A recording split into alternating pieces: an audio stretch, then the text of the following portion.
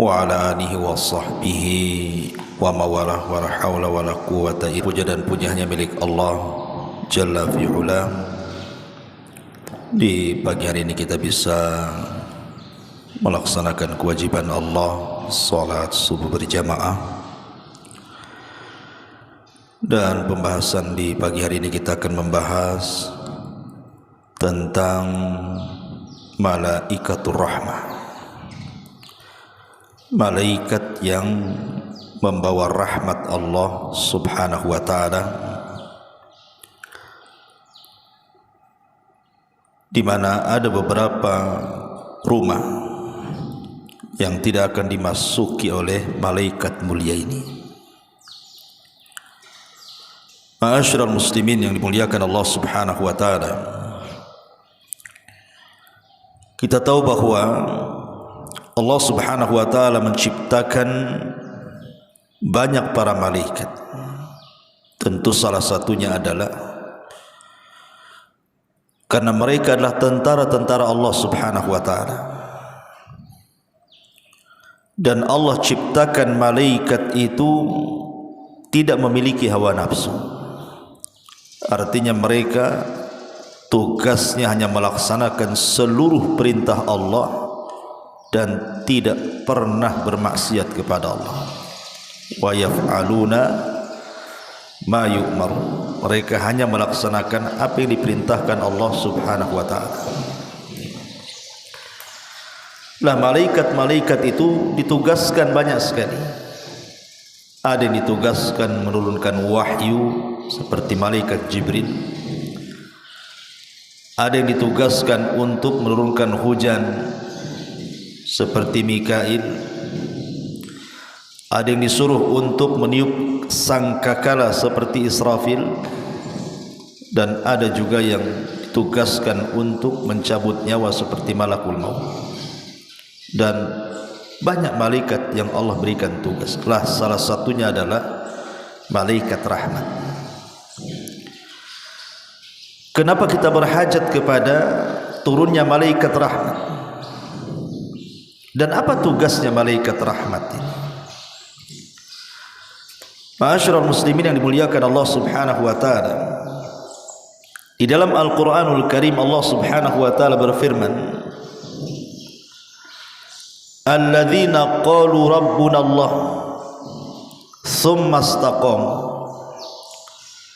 tatanazzalu alaihimul malaikatu alla takhafu wa la tahzanu wa abshiru bil jannati allati kuntum tu'adun.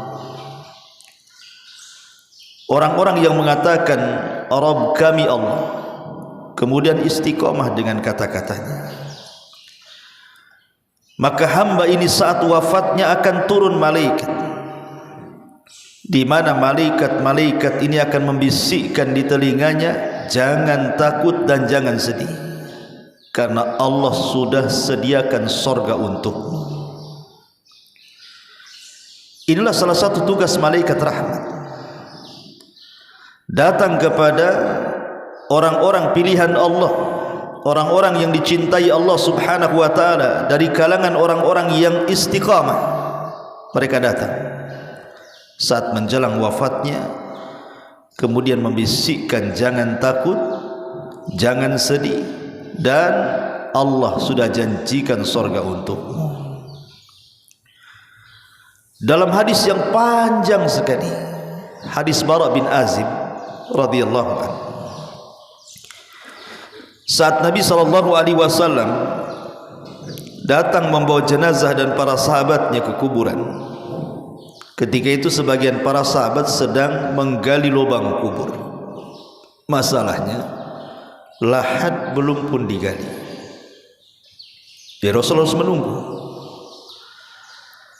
Lah sambil menunggu Nabi SAW mengumpulkan para sahabat, kemudian menceritakan tentang kematian seorang mukmin dan kematian orang kafir. Lah saat Nabi SAW menceritakan tentang kematian seorang mukmin, apa kata Rasul? Maka kematian seorang mukmin itu laksana tetesan air yang terakhir keluar dari mulut botol. atau mulut teko. Sangat pelan, halus, dan sangat menyenangkan. Kemudian ruh itu diletakkan di kain kafan dari sorga, dan wewangian yang sangat semerbak sekali. Lah saat ruh itu dikeluarkan dan hendak dimasukkan ke dalam kafan sorga itu, maka datanglah malakul maut yang hanya tugasnya mencabut nyawa saja. Tetapi di sana ada malaikat-malaikat yang menemani malaikat maut, itulah yang disebut dengan malakur roh. Ya ayyatuhan nafsul mutmainnah, irji'i ila rabbiki radiyatan mardiyah. Keridhaan Allah Azza wa Jal dan juga kepada kemuliaan Allah Azza wa Jal. Kemudian dikatakan la takhafu wa la tahzanu wa abshiru bil jannati allati kuntum tu'adun. Jangan takut, jangan sedih, karena engkau sudah dijanjikan surga. Maka roh itu keluar seperti tetesan air yang terakhir yang keluar dari mulut teko. Begitu lafaz hadis Bara bin Azib. Artinya malaikat rahmat ini salah satu tugasnya adalah memberi kabar gembira kepada orang-orang yang beriman menjelang kematiannya. Kemudian apa lagi tugasnya? Tugas malaikat rahmat ini adalah memintakan doa kepada Allah Azza wa Jal akan dosa-dosa kita supaya diampuni dosa kita. Ingat dalam hadis yang panjang yang menjelaskan tentang keutamaan orang yang tidur kemudian berwudu.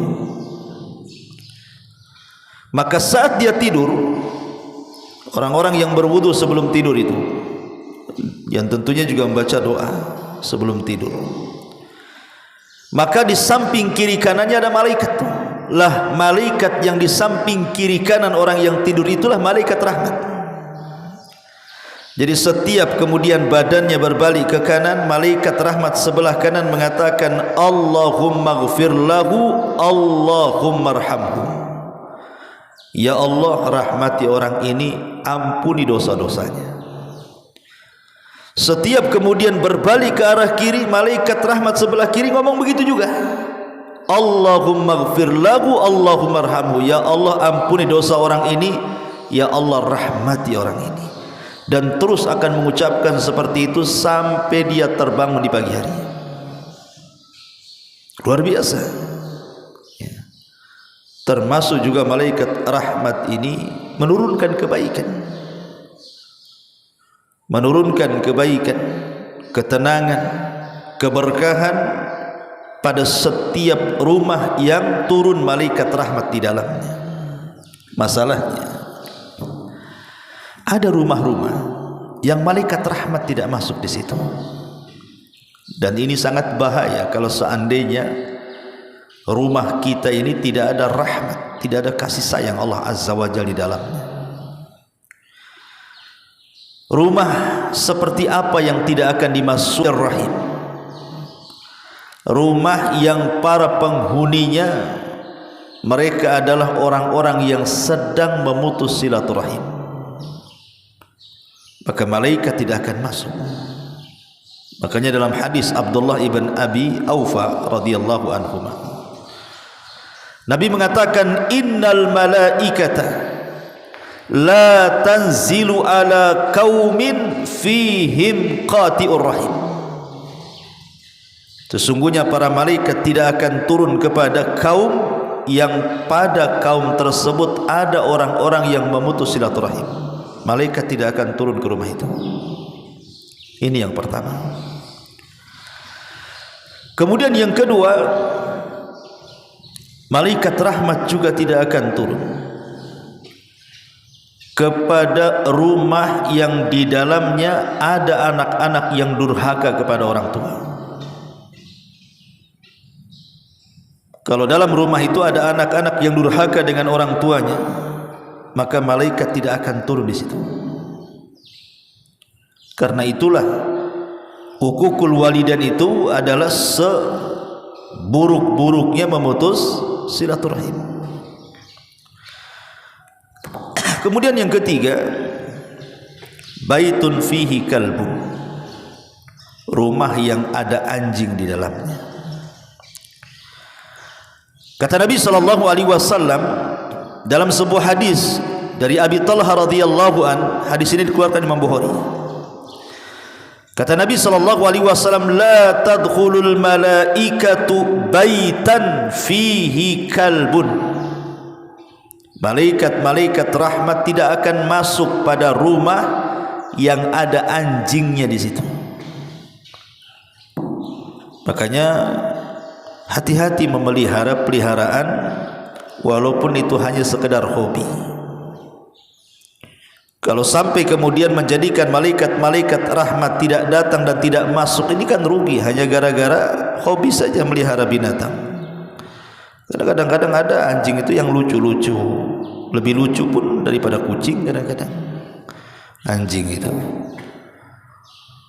kadang-kadang tertarik pula, harganya pula ratusan juta. Padahal apa yang dinikmati dari anjing itu? Hari-hari membersihkan kotorannya, ngasih makan, bersihin kotoran. Nanti seminggu sekali ke salon, habisin duit aja. Sudah dunia dirugikan dengan habis karena hobi, akhirat pula dirugikan. Karena orang yang melihara anjing ini, ikhwan, itu setiap hari pahalanya dikurangi 1 qirat. 1 qirat itu sebesar gunung Uhud. Satu hari itu pahala kita dikurangi 1 qirat. Belum lagi malaikat rahmat tidak akan masuk kalau ada anjingnya itu.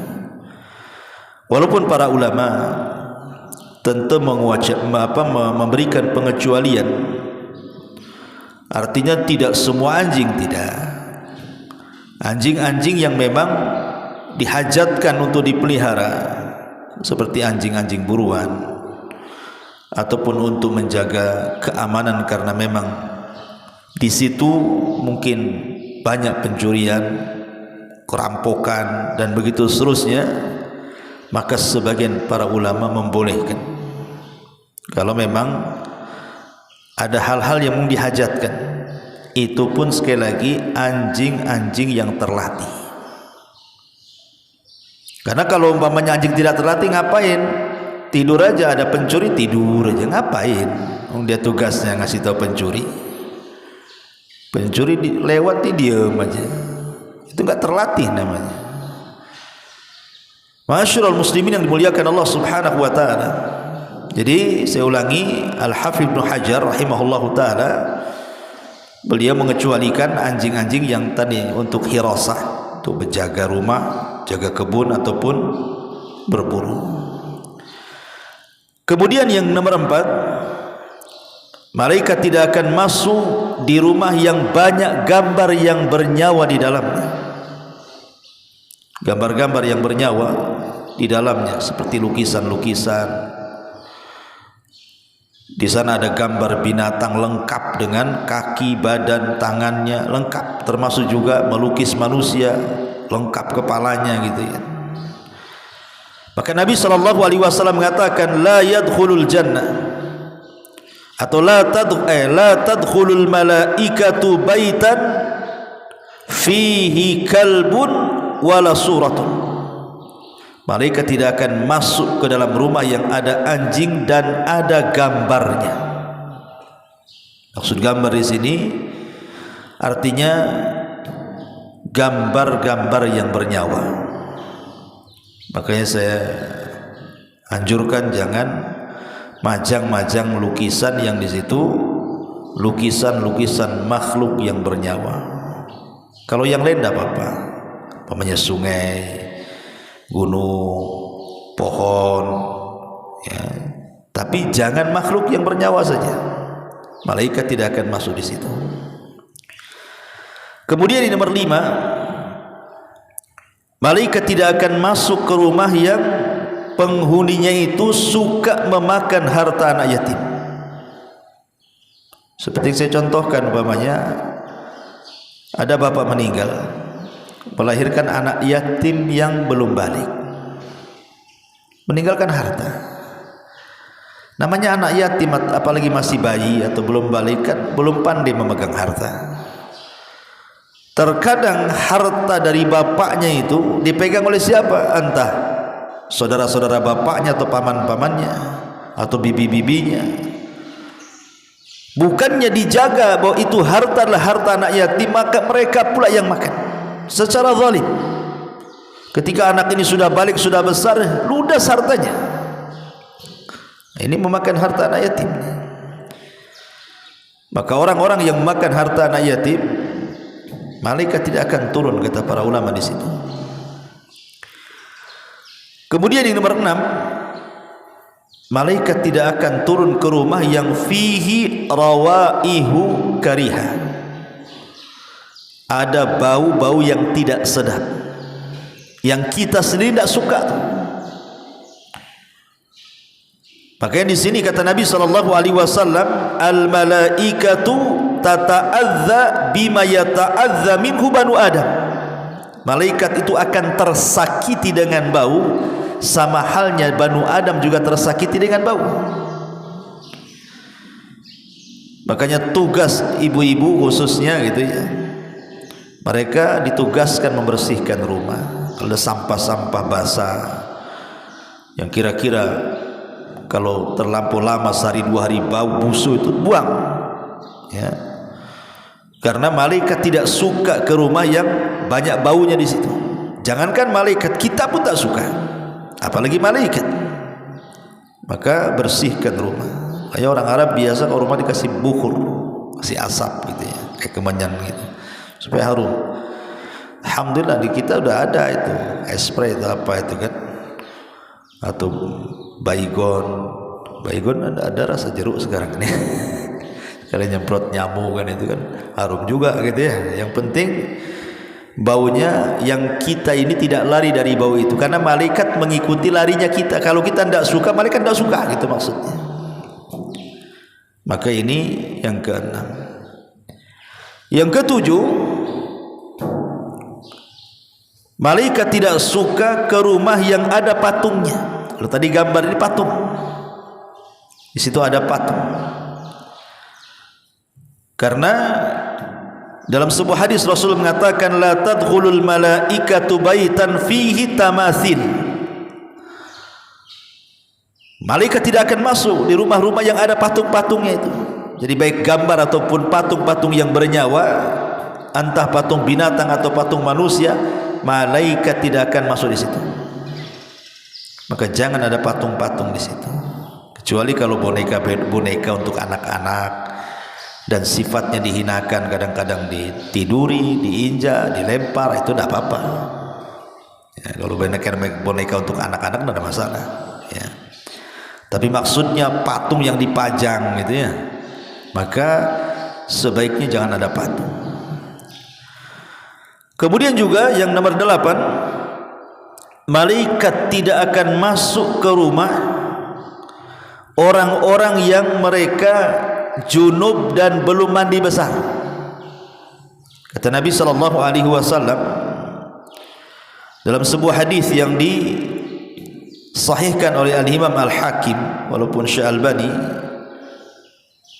melemahkan hadisnya, tapi ada yang mensahihkan di sana seperti Imam Hakim. La tadkhulul malaikatu baitan fihi suratun wala kalbun wala junubun. Malaikat tidak akan masuk ke rumah yang ada anjingnya, yang ada gambar yang bernyawanya, dan juga orang yang junub. Maksudnya kata para ulama, orang yang junub di sini artinya orang-orang yang mereka tidak punya keinginan untuk mandi junub. Kan banyak orang-orang awam itu, jangan cerita mandi, sholat pun tidak. Kadang-kadang mereka berhubungan dengan istrinya, nggak mau mandi, berhari-hari malah tak mau mandi, karena memang sholat pun bagi dia mungkin tidak wajib, mungkin setahun tak sholat, setahun pula dia tak junub. Nah, ada orang kayak gitu. Jadi yang dimaksud junub di sini maksudnya yang mereka tidak punya niat untuk mandi. Mereka memang sama sekali tidak mau mandi junub. Tapi kalau memang kita ini kan paham gitu ya, bahwa nanti subuh kita akan sholat subuh, tentu kita akan mandi junub di situ kan. Nah, kalau ini ya tidak masuk dalam hadis ini. Maksudnya yang meremehkan tentang mandi junub, maka kata ulama inilah malaikat rahmat tidak akan masuk ke rumah orang-orang yang meremehkan soal mandi junub. Dan ini bahaya ya, masyarul muslimin yang dimuliakan Allah Subhanahu wa taala. Inilah yang kemudian yang nomor 9, malaikat tidak akan masuk ke rumah yang di dalamnya ada lonceng, jaras. Nabi SAW mengatakan dalam sebuah hadis yang dikeluarkan oleh Abi Daud dan yang lainnya, walaupun Syekh Albani mendhaifkan hadis ini, la tadkhulul malaikatu baitan fihi jarasun, malaikat tidak akan masuk ke rumah yang ada loncengnya. Apa maknanya di sini? Jelaskan oleh para pensyarah hadis.